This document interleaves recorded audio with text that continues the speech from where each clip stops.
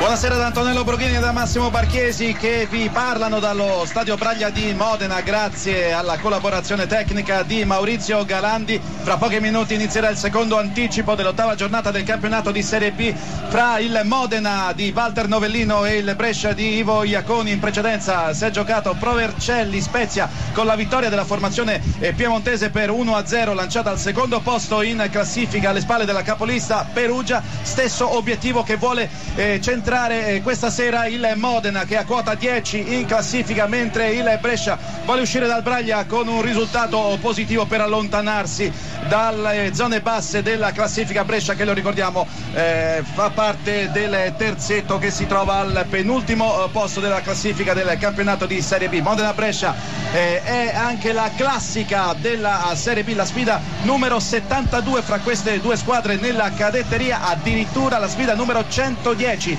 in assoluto. La prima andò in scena il lontanissimo 9 novembre 1913. Brescia che attacca, parte il cross, Caracciolo, rete, il Brescia subito in vantaggio, l'Airone può volare al terzo minuto di gioco, si sblocca il risultato allo stadio Braglia, imperioso davvero il colpo di testa di Caracciolo, Andrea Caracciolo, secondo gol per lui in campionato. E allora Modena 0, Brescia 1 dopo meno di 3 minuti.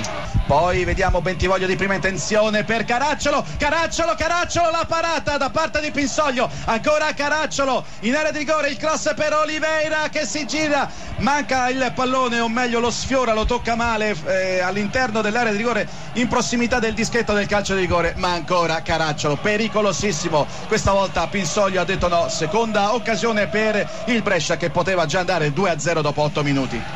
L'intervento di Oliveira, poi Zambelli, ancora Zambelli, limite Zambelli, il destro, fuori, non di molto.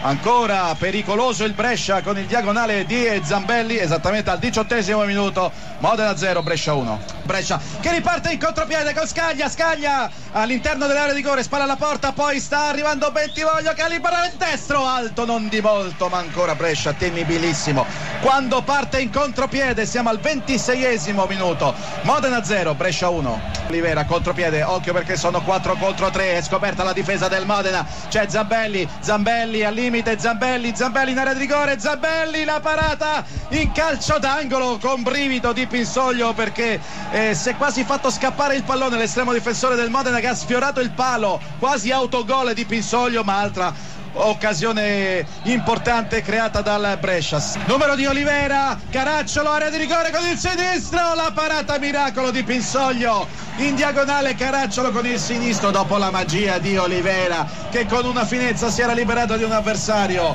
pallone deviato da Pinsoglio. Brescia vicinissimo al 2-0. Ninzetto, parte il cross, anticipato Usugi di testa dall'ottimo intervento di Cesare, poi ancora Luppi, lato corto dell'area di rigore, Luppi, vediamo subito calcio di rigore, senza ombra di dubbio, calcio di rigore in favore del Modena per questo intervento irregolare da cartellino giallo tra l'altro di Haimaidad sull'incursione di Rubin. Calcio di rigore a nostro avviso nettissimo per il Modena, è stato agganciato Rubin, rigore che arriva al 12° della ripresa. Ghiotta opportunità per pareggiare i conti per il Modena, è già pronto sul dischetto Granoce, ci sono i giocatori del Brescia intorno al direttore di gara. Rubin, area di rigore, c'è stato il contatto con Haimaidad, caduto a terra il numero 33, calcio di rigore che ci è parso netto, assegnato al Modena. Tra l'altro l'arbitro era proprio lì a 2 passi, ha visto tutto. Rigore. Il Diablo Granoce che ha rischiato di uscire fuori dalla partita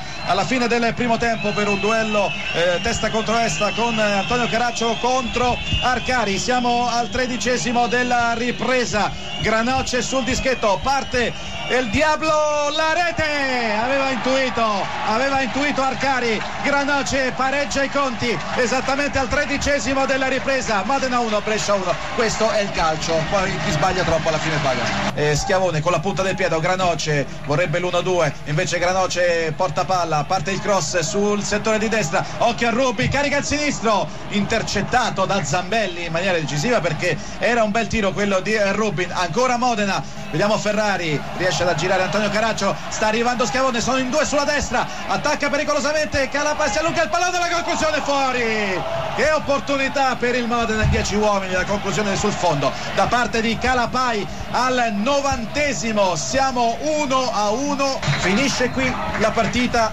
inevitabilmente, direi 1-1. Sì, anche se forse avrebbe meritato qualcosa di più il Brescia, che soprattutto nel primo tempo, lo ricordiamo, ha fallito il colpo del KO, ha sbagliato un paio di limpide opportunità per portarsi sul 2-0. Il Modena complessivamente ha sofferto, ha stretto i denti, è stato bravo sul piano del temperamento ed è riuscito a pareggiare su calcio di rigore con Pablo Granoce. Per la squadra emiliana, allenata da Walter Alfredo Novellino, questo è il 6° risultato utile consecutivo, 2 vittorie e 4 pareggi. Per il Brescia invece è il 2° pareggio di fila.